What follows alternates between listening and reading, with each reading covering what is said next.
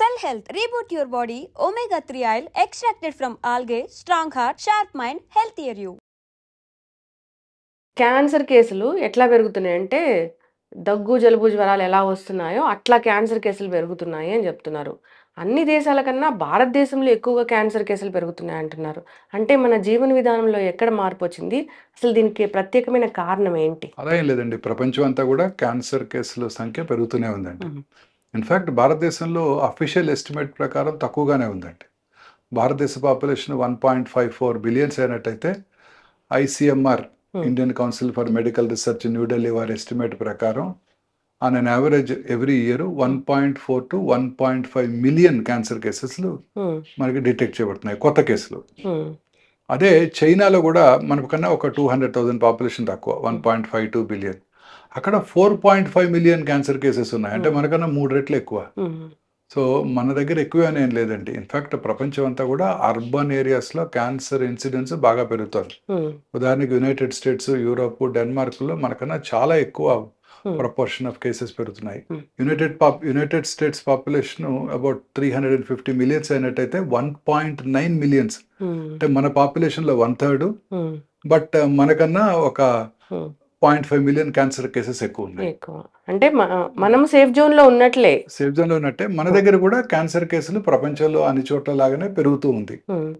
అంటే ఇప్పుడు ఆహారపు అలవాట్లు, జీవన శైలి వీటి వల్ల క్యాన్సర్లు వస్తున్నాయా? 100% ఓకే.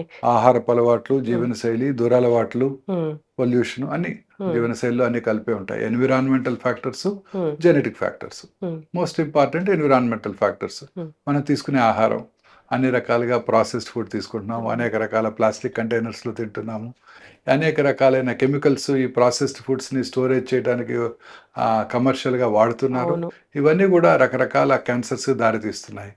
పొల్యూషను, అలాగే ఫెర్టిలైజర్స్, పెస్టిసైడ్స్, రకరకాల పెస్టిసైడ్స్ వాడుతూ ఉన్నారు.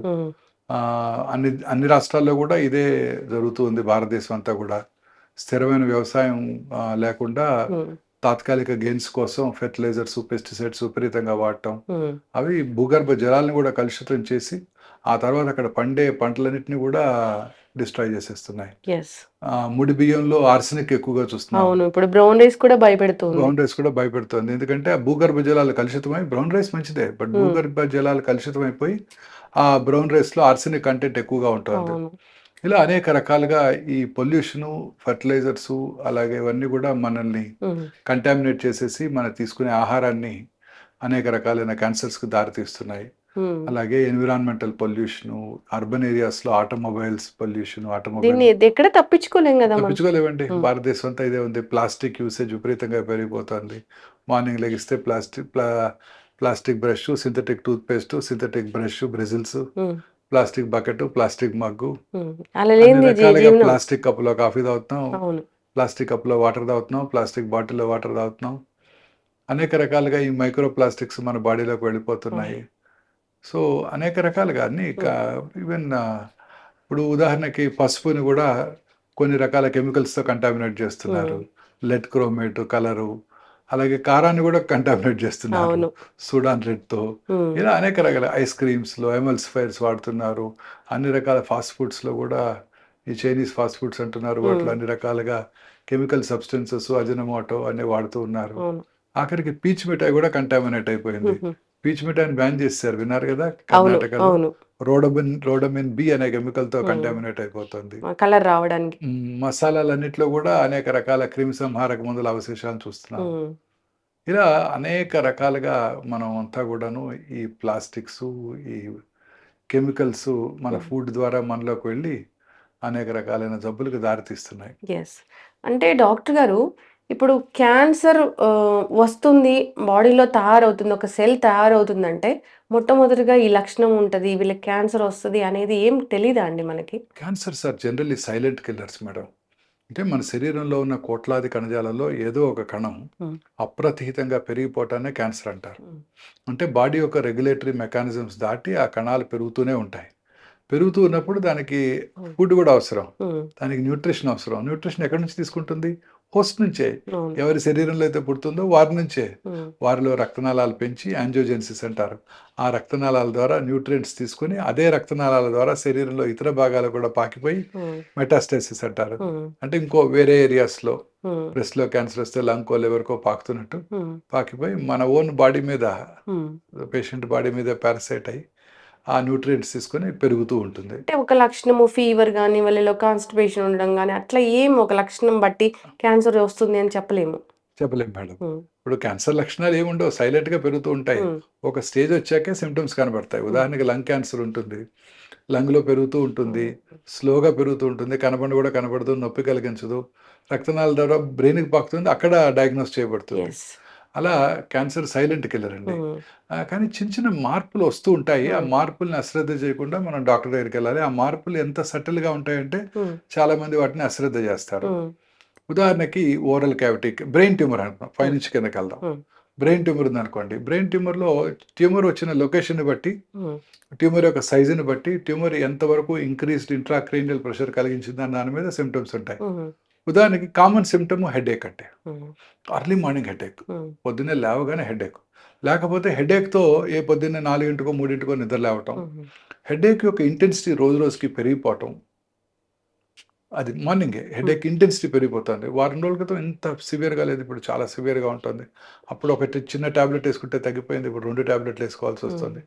హెడేక్తో పాటు కళ్ళు తిరగటం, వామిటింగ్ రావటం, ఉమ్, science of increased intracranial pressure అనమాట. ఉమ్, స్లోగా మర్చిపోవటం, స్లోగా ఫిట్స్ రావటం, ఉమ్, ఇవన్నీ కూడా బ్రెయిన్ ట్యూమర్ లక్షణాలు. ఓకే. అలాగే ట్యూమర్ వచ్చిన లొకేషన్ బట్టి, ఉమ్, బ్రెయిన్లో ప్రతి లొకేషన్ మన బాడీలో ఒక పార్ట్ని కంట్రోల్ చేస్తుంది.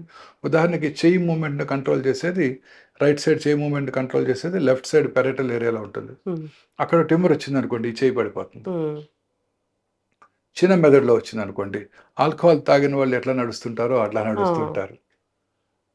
ఆక్సిపిటల్ లోబులో వస్తే విజువల్ డిస్టర్బెన్సెస్, చూపులో మార్పు వస్తుంది. ఓకే.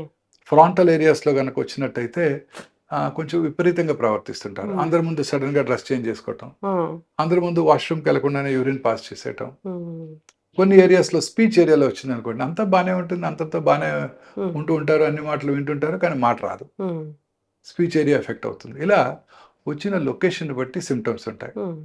అది సో బ్రెయిన్ ట్యూమర్ ఉమ్, లక్షణాలు. సో ఇలాంటి లక్షణాలు కనుక ఉన్నట్టయితే ఉమ్, వెంటనే డాక్టర్ని, వాళ్ళ ఫ్యామిలీ ఫిజిషియనో లేకపోతే న్యూరాలజిస్ట్ని సంప్రదించి దానికి తగు కారణం కనుక్కొని ఎక్కడ ట్యూమర్ ఉందో కనుక్కోవాల్సి ఉంటుంది. ఉమ్, కొంతమంది సడన్గా అన్నాయింగ్, అగ్రెసివ్గా బిహేవ్ చేస్తుంటారు. ఉమ్, ఏమిటి అగ్రెసివ్గా బిహేవ్ చేస్తున్నారని చూస్తే బ్రెయిన్ ట్యూమర్ ఉంటుంది. అదే కిందకు వచ్చామనుకోండి, oral cavity tumours very common in south India. ముఖ్యంగా పురుషుల్లో ఓరల్ క్యావిటీలో వచ్చే ట్యూమర్స్ చాలా కామన్ అండి. నోట్లో మానని పుండు, ఉమ్, అంటే పుండ్లు వస్తూ ఉంటాయి, చాలామందికి కొంచెం పెయిన్ఫుల్గా ఉంటాయి, తగ్గిపోతుంటాయి. ఇవి అసలు పెయిన్లెస్ పుండ్లు, ఉమ్. నొప్పే ఉండదు. క్యాన్సర్ ఏ ట్యూమర్ అయినా పెయిన్లెస్ గానే ఉంటుంది. జనరల్గా అర్లీ స్టేజెస్లో పెయిన్లెస్గా ఉంటాయి. ఉమ్, మానని పెయిన్లెస్ పుండు ఉమ్, పెరుగుతూ ఉంటుంది, క్రమం తప్పకుండా, నొప్పి కలిగించదు, ఉమ్, చివరిలో నొప్పి కలిగిస్తుంది. అలాగే ఆ పుండు నుంచి రక్తం కారటం ఎక్కడైనా రావచ్చు, ఓరల్ క్యావిటీలో చిగుళ్ళ మీద కానివ్వండి, నాలుక మీద కానివ్వండి, అంగటి మీద కానివ్వండి. అలాగే ఓరల్ క్యావిటీలోనే ఎరుపు తెలుపు మిళితమైన ప్యాచెస్ ఉండటం, um, or just whitey curdy patch, ఏదో పెరుగు అంటుకున్నట్టు ఉంటుంది, ఉమ్, కానీ స్క్రాచ్ చేస్తే రాదు, ఉమ్, లూకోప్లేకియా అంటారు. ఇవన్నీ కూడా ప్రీ క్యాన్సరస్ ఫేజెస్. ఓకే. తర్వాత నాలికలో మాట స్పష్టంగా రాకపోవటం, ఉమ్, నాలిక ట్యూమర్ వచ్చినప్పుడు బ్లీడింగ్ అవ్వటం, చిగుళ్ళ నుంచి ఆ పుండు నుంచి బ్లీడింగ్ రావటం, ఏదో మింగాలనిపిస్తూ థ్రోట్ వెనకాల ఏదో ఫారిన్ బాడీ ఉన్నట్టు ఉంటుంది, ఉమ్, మింగినా కూడా అది అలానే ఉంటుంది, ఉమ్, అంటే అది ట్యూమర్ ఉంటుంది అక్కడ. But brain perceives this as a um, mass, ఏదో మింగాలి, అక్కడ ఏదో అడ్డం పడినట్టు ఉంటుంది. అది పోస్టీరియర్ టంగ్లో వచ్చే ట్యూమర్స్ లక్షణాలు. ఉమ్.